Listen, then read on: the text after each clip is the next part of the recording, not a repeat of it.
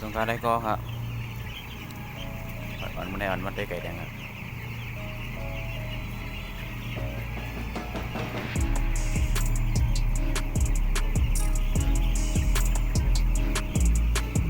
มันได้อะไร12 วันแล้วครับ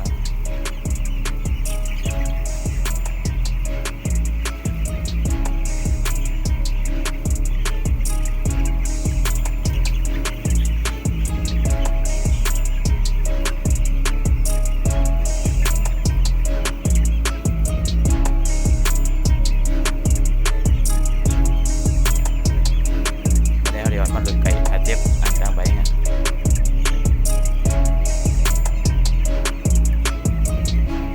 มันโดนได้ไงนะรอออกครับกลางใบเขาไว้ก็เป็นดีขี่นะเป็นดีขี่ให้ก็เอาตายไปเรื่อย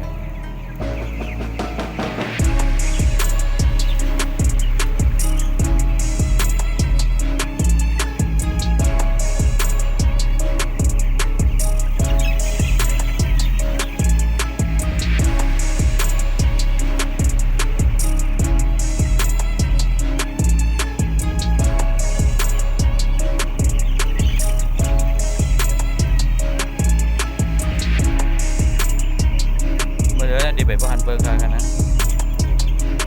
ว่าเลยเช้าวันบ่ายของมันเจ็บเพื่อนนะครับอันนี้ได้12 วันเดียว